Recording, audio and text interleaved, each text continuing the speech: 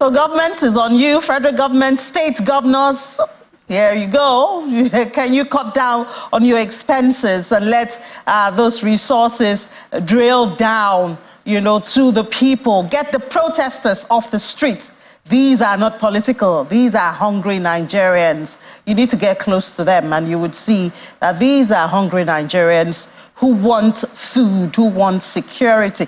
And I bet if there was security in most of our rural areas, those states where food comes from, up north, Plateau, Benue, Niger, I bet about 50% of this inflation would go down, because more than 50% of our inflation number is driven by food inflation. So imagine that we had supply. And yes, the CBN governor had said that we should reduce our desire and demand for imported goods. Where do we start from?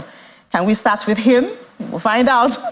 Well, let's head to the market now and see. I saw Mr. Rani obviously said what happened at the NGX yesterday. It was down 3.15%. It was a shocker to me, actually, because by intraday, we had the OSHA index above 106,000. And by the close of trade, it was 102,000. I wonder what happened. Let's have Abdul Rashid Momo join us now, perhaps. He's a prophet. He uses his graph and his crystal ball. Mr. Momo, good morning. What happened to the market? Just within 2 or 3 hours, we lost about 4,000 on our index points. Okay, good morning. What happened yesterday was the market actually dipped. When the heavyweight sneezes, the whole market catches cold.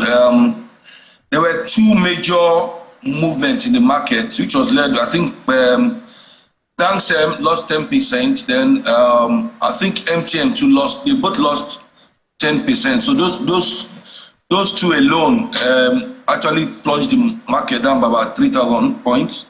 Then I think MBL2 dropped yesterday by about 9.08%. So those were the major people that actually moved the market down. But again, technically, right, let's say since the end of January, we've had this long rally since December into the months of February and January. So what we have now is that the market is actually in a corrective stage. And what I'm watching is that the market must not go below 100,000 points. The index must not go below 100,000 points, because 100,000 points is a very strong support level. Anything below that will put the market more into a corrective phase, because, as I said, the early rallies we saw was really on the high side, and for every rally there will always be a correction. So for any investor that sees the correction to the downside, it's expected. So what we are seeing is a normal market phenomenon. Can we connect it to the auction that took place at the fixed income market yesterday? Can we say that the returns there caught the investors' attention?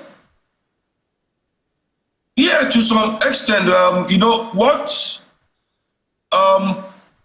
There are two scenarios I want to paint here. People that suffered the 2008 crash in the market, when the market crashed in 2008, we saw a lot of outflow. We see a lot of outflow from, let's say, old investors, and we've seen a lot of inflow from new investors, So most of the clients we asked why, they said they were moving their money either to dollar market, they are moving to going to buy from the bonds and everything. They're moving their money to the money market for higher rates, or basically to just play safe in the market since they've made so much money in the market. So, pari-passu, what I can say that, like from our end, we have a lot of cash flow for clients, but we are not really in the market now. We need to know the right direction before we can go back into the market, because you need to be sure cash is king now. If your money is not in dollar, your money will be in safe investment. But at the same time, the market rallies. Example, you can see stocks like Irigun for the past how many days? I mean, there's no investment that can beat that now. I mean, that stock has been moving from, I think, I'm talking about from February. That was the 5th of February. It was about 568. Now it traded about 950.